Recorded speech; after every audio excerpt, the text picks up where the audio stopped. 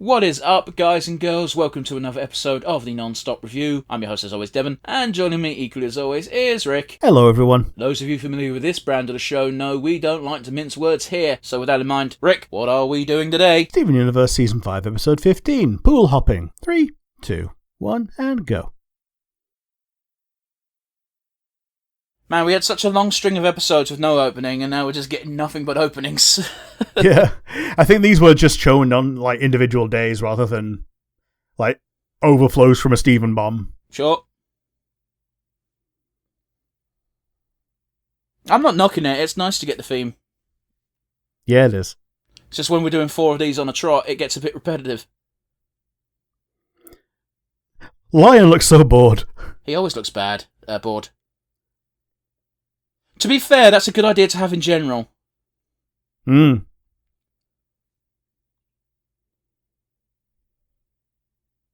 Donut is not a healthy breakfast, Steve-o.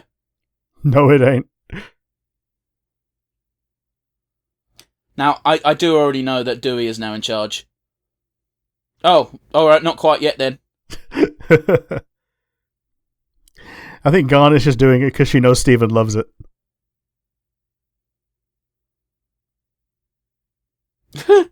He didn't even order, she just foresaw it.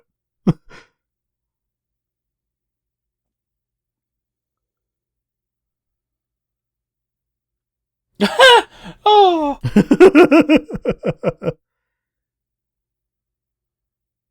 Fair enough. That big smile. We already know they're not on hard times because Greg still exists.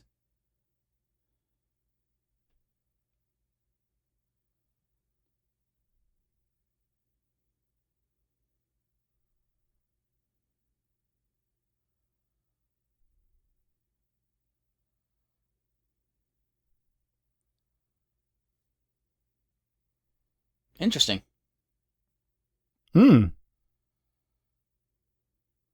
Gross way of demonstrating it, but... Yeah. Steven Universe did multiverse better than the MCU. I'm just calling it here. Yeah, with a cup of coffee.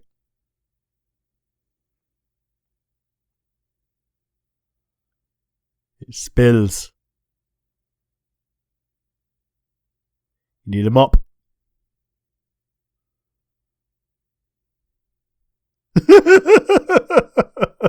Stupid. This is like the same level as fucking Yu-Gi-Oh! Where in order to beat Pegasus, Yugi just doesn't look at his cards. Which was okay in that season of Yu-Gi-Oh! Because they didn't pay attention to the rules. Yep.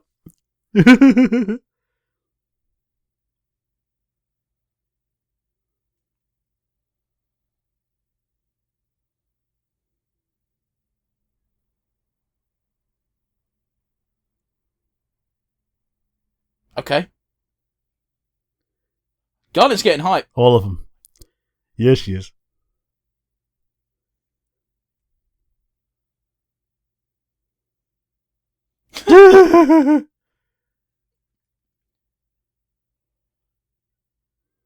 That's not possible. Yeah. The moon is in delivery. You don't get free delivery to the moon.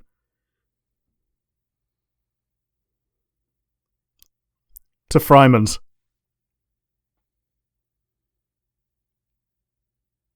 Like, for real, that is all that means. Yep.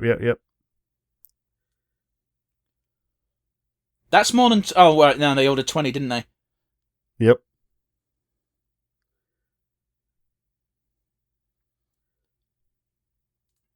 You can't be giving pizza to the Fry Kid, because the Fry Kid will be excommunicated they're allowed from to give his it to him family. now. They're allowed to now, because they've kind of made up since the Shokugeki episode. Okay. The ketchup is inside the fry. It's such a shit idea. Onion actually on the rob. I fucking hate Onion so much. It's one of the few parts of the show where it's just like... It makes no sense. And yet I love paparazzi. Okay. Mother Onion.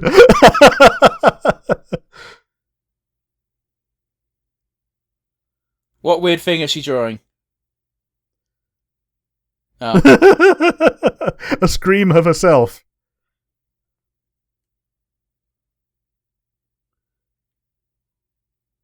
Isn't it gonna be... Considering how many times she's done somersaults, shouldn't that pizza be all fucked up? Oh, totally. Listen, I know it's kind of silly doing a still life of a stool, but that's a great Hit me like one gag. of your amethysts. But you know, artists finding some sort of... They're like, I want to do this, and then they get ready and they set it all up, and then like you get to it and you're like, I don't know where to start. You know? So here was the episode. I was sure that this was going to be the one where Garnet and Steven fused. Ah. They've never fused, have they? Nope. They don't fuse until the finale. Ah. Well, that doesn't count, because isn't that obsidian? Or whatever the fuck the big fusion is. I don't fucking know. They get their own. Okay. It's called Sunstone. Is that the one that looks like just fire? Yep. Thanks for spoiling that for me, Rick. Okay, you asked me about something that you were confirming. And No. yes. I meant the fact that Garnet and fucking Steven don't fuse until the finale. Well, we're not that far away from it, so yeah, we We're don't half see it a season. Okay, but Given we don't how- see it in this episode. Oh, okay, whatever. Like, that didn't even approach my mind until you said it, that they might fuse.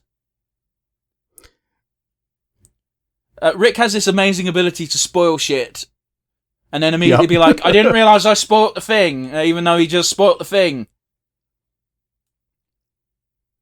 I suppose Steven Universe is in that weird place where, because I know the big spoiler, you assume I must know all the other spoilers.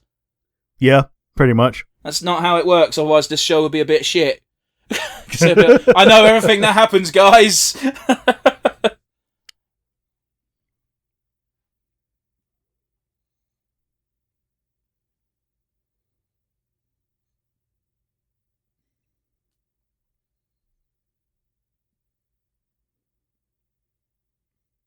Fox food.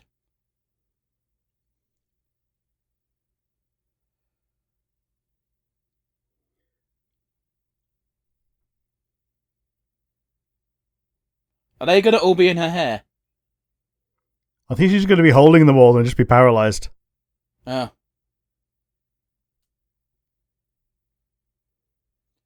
Oh. How many possibilities are just going to be gruesome ends? Considering it's America and all the cities are based around having cars everywhere, yeah, all of them.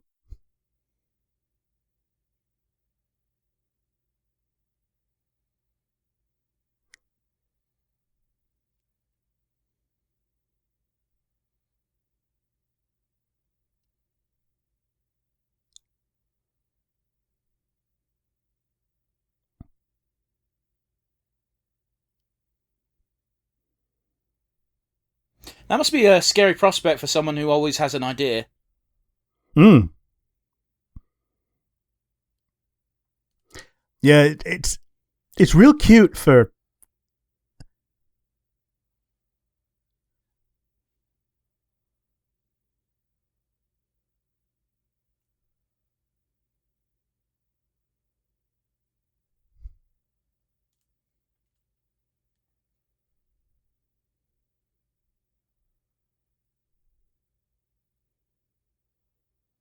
No, it's quite an adorable visual for such a fucking dire revelation.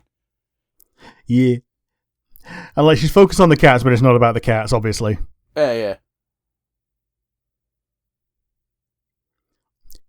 Do it the human way.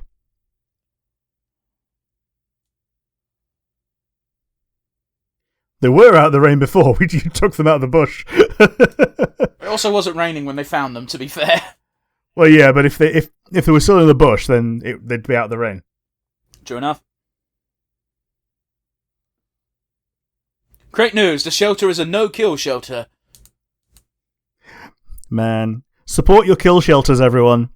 The no-kill shelters just stop taking cats after they fill up. Well, not just cats, mostly dogs, actually. In this country, yeah, but we're a nation of dog lovers. Well, that's just it, though. It's like cats were never fully domesticated, so even the most domestic cat could probably have a good go of it if it just escaped. Yeah, they're just little murder fluffs. Like, they can just go out into the universe and just curate enough food to survive, unless they've been declawed, which is basically like taking off your fingers at the first knuckle. Well, that's illegal in the UK anyway. Yes.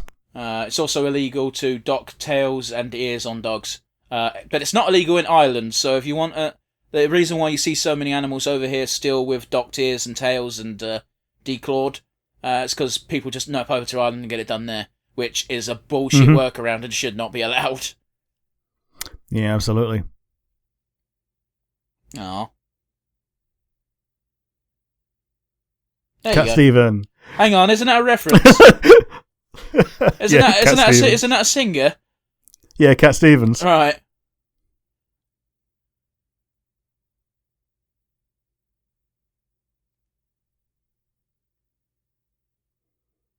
I want to see the picture.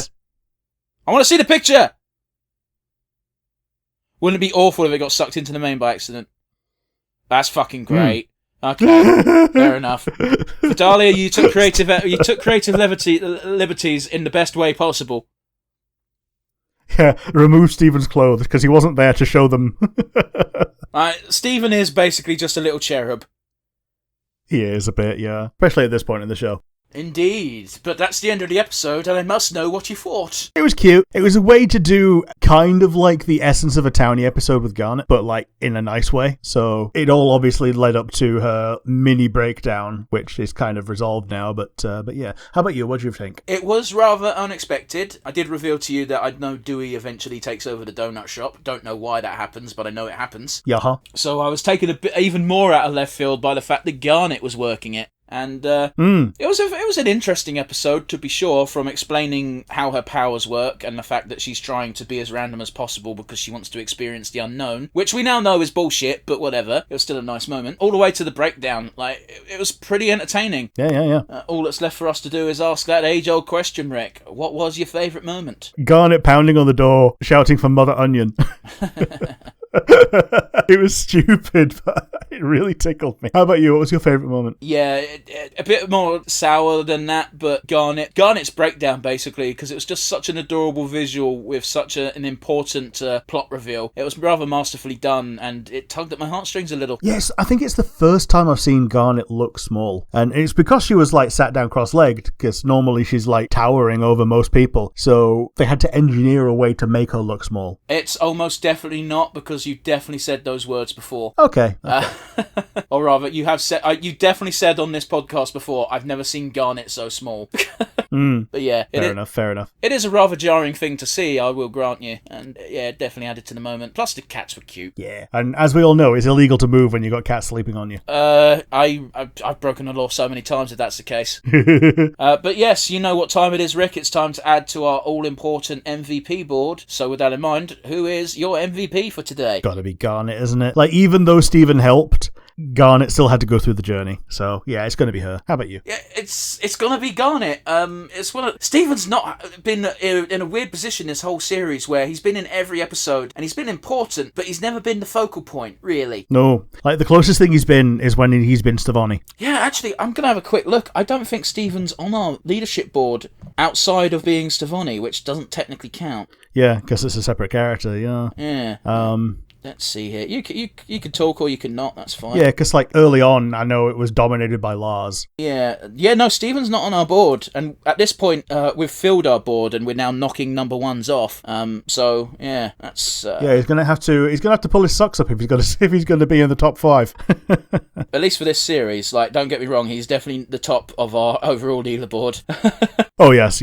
Like it's like what, Stephen number 1, Garnet number 2. Actually, Garnet's probably number 2 now. Last time I checked, Peridot was number 2. If we did all of season 1, then Peridot wouldn't even be number 2 because, there's like 50 odd episodes of season 1. Oh, and yeah. she's only in 2 of them. Yeah. We, basically, our overall leaderboard is actually going to be a leaderboard from season 2 onwards. Yes. I imagine Pearl and Amethyst would also rank a lot higher, but, who knows? Maybe we'll go back in time and do season 1. I think you partially championed not doing season 1, plus it was before. By the time we invented Nonstop, we'd already watched the big episodes from series 1. Yeah, we did an abridged version of season 1, which was first episode, the Peridot and Lapis episodes, and then the final 2-parter. I mean, Rick, don't forget, this podcast pretty much started as a Steven Universe podcast. Yeah. Like, our very first episode was Steven Universe episode 1, and I quote, "I've never seen it, Rick, why don't we do that?" Yep. But yeah, this episode's gone a bit whiffle-roffy at the end here. Double award for Garnet once more, and I can't wait to see how that affects the leaderboard. But for now, guys, we're going to say toodle pip, and yeah, join us next week for more Steven Universe. Bye.